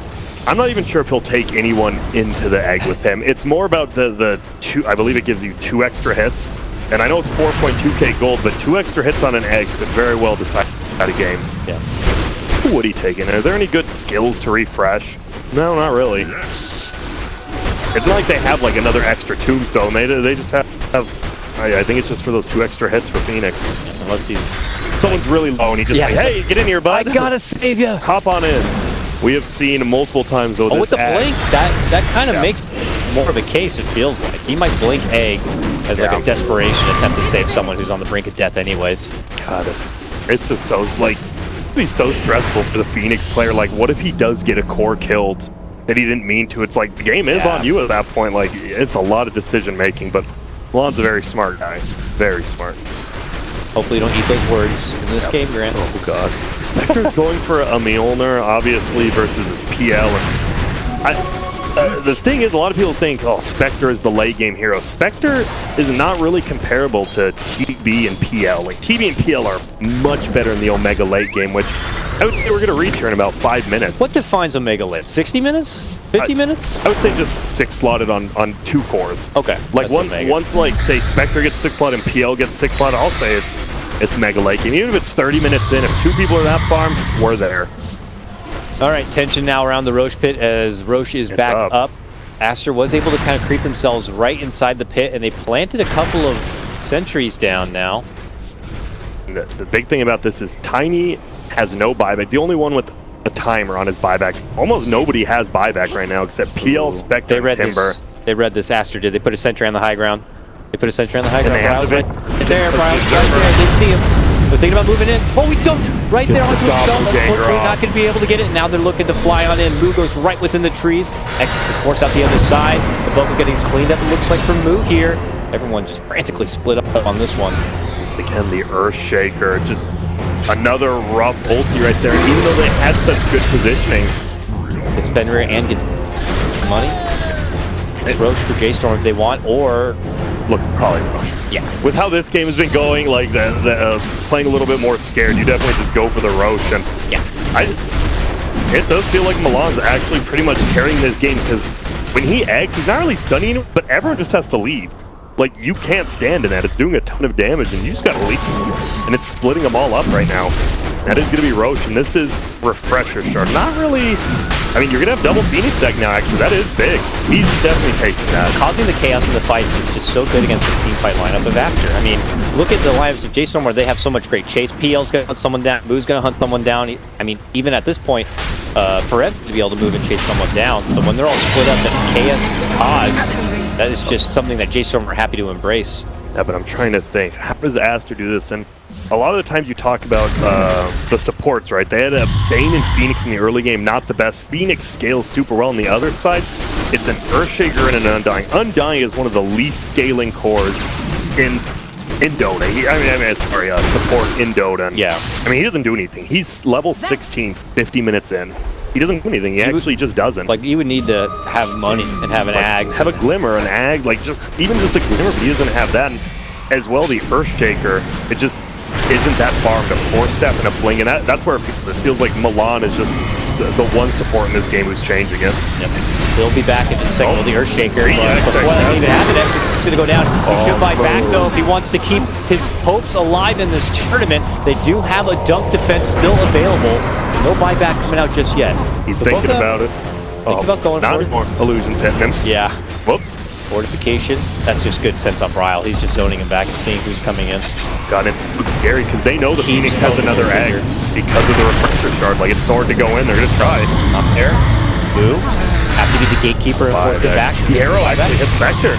Just in her spot right now. Just for a little bit. Brings the follow-up. It's really good. But the Scythe does come out. Looking to go for the victory with the 8. Grab March inside. As the Scythe tried to come out, bails him into it. Necro now on the verge of going down. Has a dieback. 2 minutes in. Nice dunk though. Does catch it. Is there enough damage? Yeah, there is. With the Tiny coming in, he's just swinging it home right now. Can this Ryle though do anything? Yeah, let's just move. Big question. Ryle. Boca should go down here. Fighting with it right now. Pushing on forward, is going to be able to get the swift takedown of Baboka. Now looking to go for the Tiny next. Baboka does buy back. Ryle says this might be enough for me. Doppelgangers to the low ground, looking to make his escape. Baboka is on the chase. Not when Moose steps in. Ryle's like, I'll go back in. My heart's here. Like, my heart just regen me to full HP in 5 seconds. Yes, it did. Arrow. Gonna find anyone. Trying to go for their first Rax finish here. Aster just everything they can to try to stay alive. Yep. They're going. Siler has to just stand there with the Radiance. Obviously slows all this damage down on the buildings even. Daggers down the illusions and tries to turn them apart. And you got to give credit to Aster. They pull out everything they can to hold the line, and they do. They lose a tier 3, but very minimal damage done on the Rax. Yep. The line is held. And it was a big hold because that was a double egg. Like, yep. They won the fight. They had to use a couple buybacks, but they hold it. No Rax is lost, and a good job, Baboka. He had a pretty nice dunk. It seems like it was. It seems like every game is won or lost by him, or every fight. I mean, like we saw the one by that middle Roach. It was kind of lost because he just did it. This long up hits a giant, gets a double kill. And I'm stuck to it. You're like, oh god, the game's on me. It is neat. Better chases are hard to do. It's like kind of set up inside these quick sprat fights where he really has All right, back to the drawing board. It looks like here J.Storm are maybe sitting on a more significant net worth, the biggest they've had of the game, so about 11K at the moment. Yeah. Look, the one struggle for him is the same of it he's had. Like, this is a hard one. You can turn on. You gotta have items. This is the same item he's had since 37 minutes, I believe. Imagine if he did have another big image item. Just a Mjolnir or an MKB, like, all of a sudden the Spectre's not as scary either. Like, it's not just on Bryle. They are making do with it. You know, Red to Rev, lots of setup potential with the Moonlight Shadow. Oh, the Spectre is 6 slot. If you get a 2 or 3 man dunk with Boca, the ulti from Tyler comes in, they are going to wipe up these fights so quick because this Mjolnir. And look at middle. Trying to go for a quick snipe on the move with the Creeper side, but the save of the egg! The save of the egg, but they are going to be able to crack it and bring it down, so both of them will get dropped, but Bryle can make the most of it. They simply can't. It's Aster's time now. They get a beautiful jump and a beautiful set, and Bryle's frantic to try to be able to make it away. Up to the high ground he goes. The chase is on, and Aster get what they want. Yep, and I mean, Moo was gonna die anyway, so the egg didn't really get him killed, but the problem was he had to blink egg so quick he couldn't get the fire spirits off, which honestly might have been enough to save, because it's... How many hit counts is that on the egg? It is 13 hits. You get fire spirits on like the Spectre as well as the Necro, you might get it. And now Aster, they're looking for a Rex. There is buybacks on all the heroes. I don't think Moo wants to, but the other two probably will have to. Yes, they will, but that's one without an egg. And no grip, and no Moonlight. The dunk again, right? When Baboka hits a successful dunk, clears out the Timber Saw, it forces... I'm surprised they didn't just let Moo die.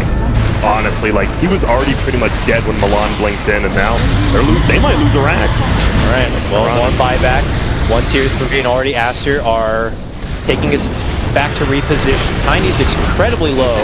They will be able to easily swarm onto him and finish him off. He's out for over 2 minutes. The 2 of them, but, you know, no buyback for Jaker. Well, that was a swift end of a push right there. Yeah, it was. And this is when you know, whoa. He's actually going to find Fenrir. Nice job by Moo. Woo! Can he get him, though? I don't know. The Tranquil Boots. He Shiva's needs to right-click him once, please. One more Timber Chain. Shiva's. Oh, he doesn't need the Shiva's. Chops him. Yeah. On 200 gold. If I have to. Bryle will take it. And, well,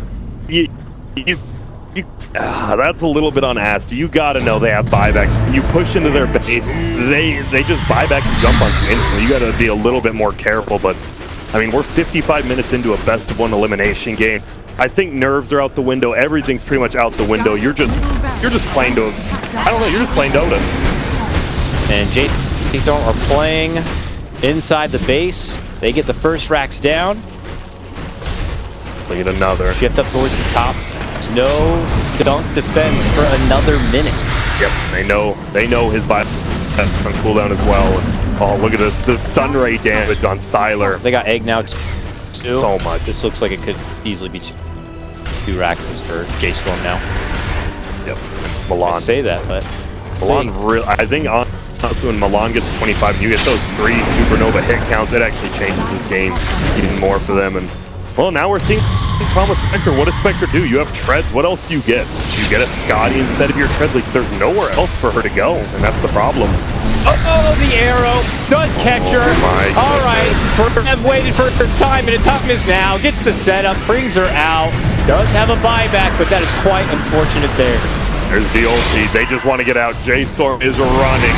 And, can they return back? Oh, the flare! Right there! Help them out! Nicely done. J.Storm taking it back to him, moving a lot of damage, fighting on forward, it's over. Save, and they get her down and get it done. Both are going to be out without a buyback on this one, and J.Storm may have been able to do it. Can they clean out the rest? Tiny staggering his way inside. He has nowhere to run and no more mana. Attempted figure slide dunk does come out from Baboka, but it might be just too little, too late for him. He'll get cleaned up eventually with the rest. Wow. And it looks like this one may belong to J.Storm after all. Holy moly. Motherfucking Dota. How did he just get that? What a perfect. And this is what we talked about, the late game scaling chords. You don't think of Vayne as one, but being able to, you know, just negate a Reaper's Scythe that could just turn this whole game around. Guess what? March will do it, and They're looking to end the game. Not the best building hitters. Brow's like, must hit quicker, please. Win game. This game's stressful. Aster, we got to send them home. Aster, don't want to let it happen. They're going to just let the game go all the way. You got to. And they kill the Tombstone. Fenrir, I don't even think Brow wants to kill him. He's like, I don't want to kill another Tombstone. Just let him live. And they get the good game. J.Storm does it with some just plays in the end from. I mean, Fred's still the best arrow back. March makes the play of the game with that nightmare save, and what a fun game too. Just in general, J.Storm was ahead most of it, but Aster, they had that one big fight in their base. All of a sudden, they're pushing barracks. And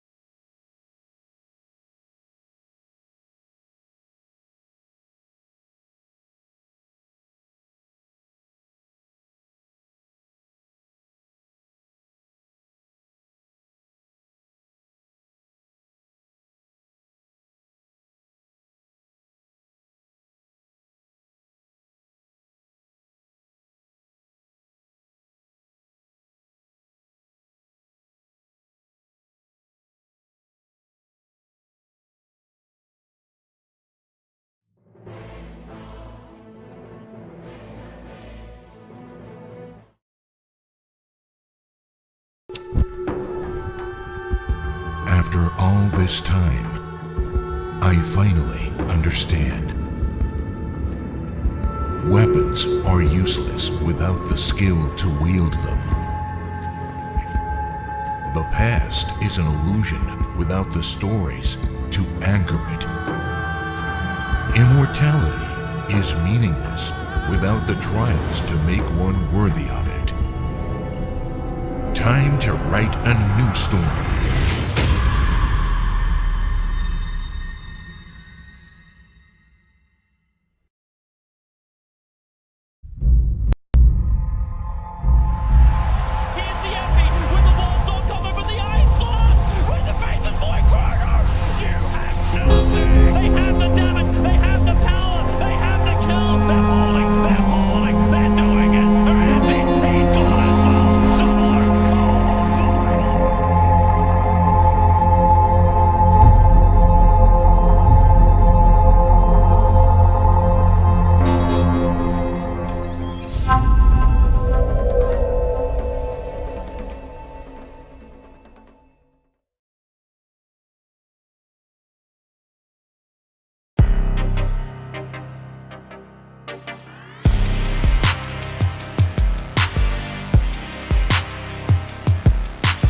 This unusual team is a blend of Europe, Asia, and North America, whose third-place finish in the NA Regionals for the Major turned heads. Originally called March Out of the Army as a tribute to their new captain, they built on their early success to place second in WSOE in Las Vegas last month. But Kuala Lumpur is their biggest challenge yet. J.Storm.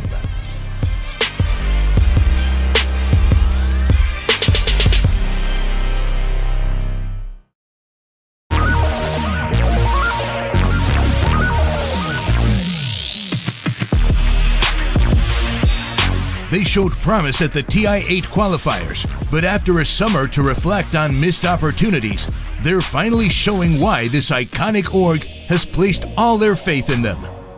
Coached by TI-3 winner Loda, this new generation finished third in the EU Regionals and are desperate to leave their mark on the Major.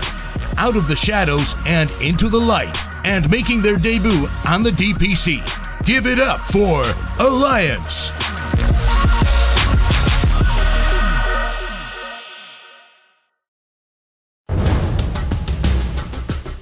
The J.Storm roster that reached top 8 at TI this summer found themselves a new home and a new offlaner. TI winning Universe stepped up to the plate this season, and with a Kings Cup Regionals title already under their belt, this team is already making waves. With their dynamic support duo and the prolific Resolution, there's potential to go far.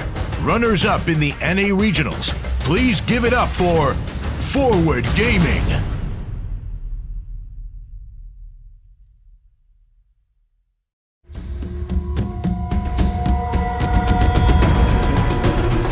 Runners-up in the EU Regionals, PPD's newest creation have been busy this season, but face the challenge of performing at the Major without offlaner 33. However, with TI winner Mind Control as a replacement and the lethal reliability of Vata and Ace, it would be foolish to count them out just yet. Giving their org their DPC debut, please welcome Ninjas in Pajamas.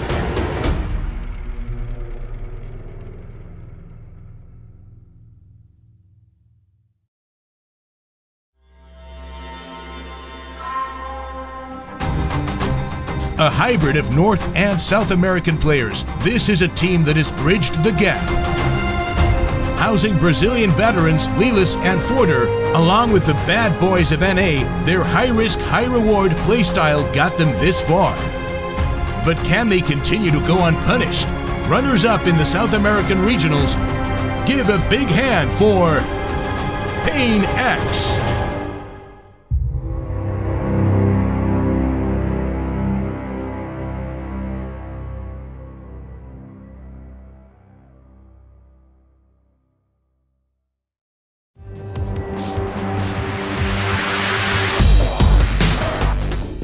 Heavy favorites to win the Major, this team towered above the competition in Hamburg and were truly on another level. Nisha and Zai joined their ranks this season, and Captain Puppy seems to have once again masterminded a world-class roster. Meta trendsetters with unpredictable drafts and winners of the EU Regionals. Team Secret.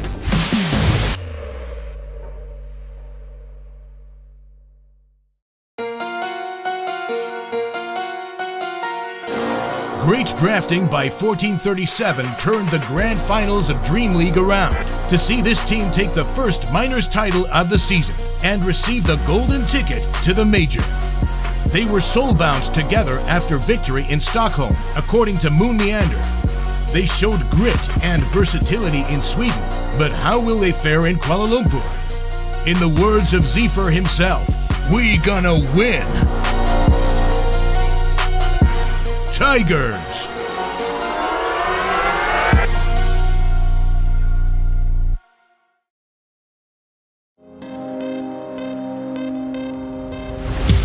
Frontrunners for the entire DPC last season, they've kept their double major winning roster, but have yet to fully assert their dominance. Humbled in Hamburg, they arrive in Kuala Lumpur with a point to prove and scores to settle. Winners of the CIS Regionals, and led by the iconic Solo. Please give a big hand for Virtus Pro.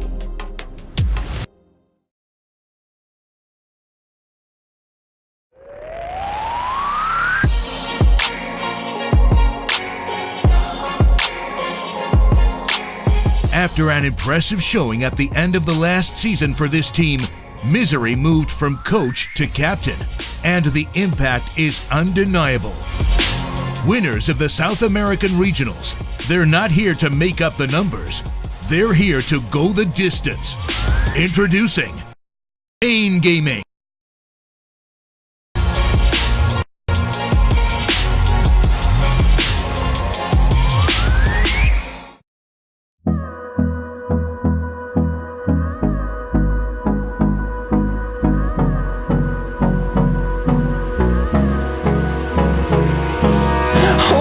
Close till I get up. Time is barely on our side.